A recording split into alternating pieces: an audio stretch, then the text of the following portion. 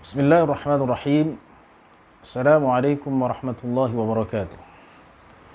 Alhamdulillah, wassalatu wassalamu ala rasulillah wa ala alihi wa sahbihi wa man walah wa ba'd. Hadirin bukan Allah subhanahu wa ta'ala. Allah subhanahu wa ta'ala memerintahkan kita untuk membaca Al-Quran. Wa Qur'an al-fajri inna Qur'an al-fajri kana mashhuda. Dan membaca Al-Quran di waktu fajar, sesungguhnya membaca Al-Quran di waktu fajar adalah menjadi perbuatan yang disaksikan. Juga Allah subhanahu wa ta'ala mengatakan warattilil Qur'ana tartila, dan bacalah Al-Quran dengan tartil.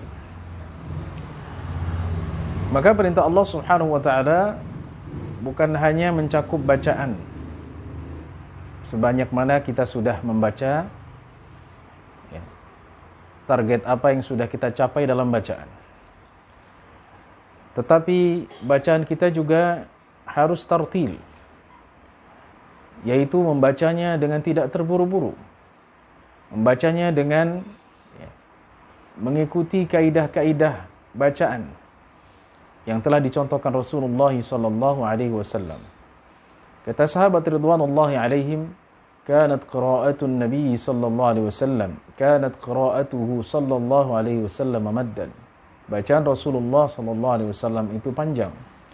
Artinya tidak terburu-buru, perlahan. Inilah yang dimaksud dengan tartil. Mengapa kita harus membaca dengan tartil? Pertama, karena dengan tartil kita bisa memahami dan mentadabburi isi yang kita baca. Kalau kita baca terlalu cepat, kita tidak akan memahaminya. Kita tidak bisa mentadabburi maknanya. Atau membaca terjemahannya. Tapi kalau kita baca secara perlahan, kita bisa memahaminya dengan melihat terjemahannya, atau kita sudah paham maknanya, kita resapi apa yang dikandung oleh ayat-ayat atau surat yang kita baca. Allah subhanahu wa ta'ala menegaskan afala yatadabbaruna al-Qur'an walau kana min 'indi ghairi Allahi lawajadu fihi ikhtilafan katsira. Tidakkah mereka mentadabburi Al-Qur'an? Seandainya Al-Qur'an datang dari selain Allah subhanahu wa ta'ala, pastilah mereka akan mendapatkan perselisihan yang banyak. Jadi membaca Al-Qur'an itu harus dengan tadabbur, agar kita semakin yakin bahwa ini adalah kalamullah. Ini adalah diturunkan dari Allah subhanahu wa ta'ala. Juga Allah mengatakan afala yatadabbaruna al-Qur'ana am ala qulubin aqfaluha. Tidakkah mereka mentadabburi Al-Qur'an?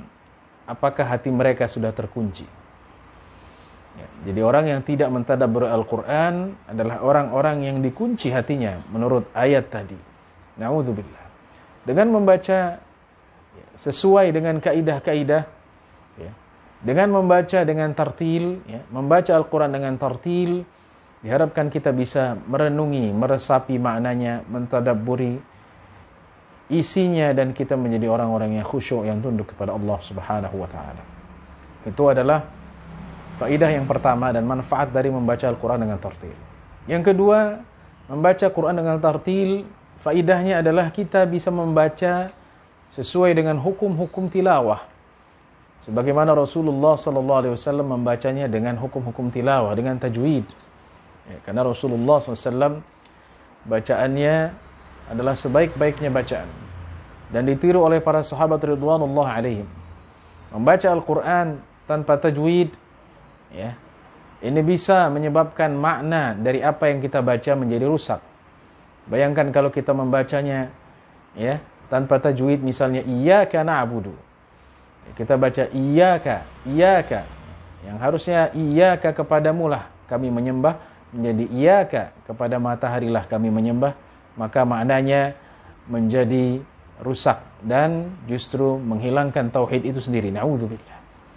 Maka faedah yang kedua, kita membaca dengan tartil agar kita bisa membaca Al-Quran sebagaimana diturunkan kepada Nabi SAW, dengan bacaan yang fasih, dengan tilawah yang sahihah, yang benar, sesuai dengan hukum-hukum tilawah yang diajarkan Rasulullah sallallahu alaihi wasallam.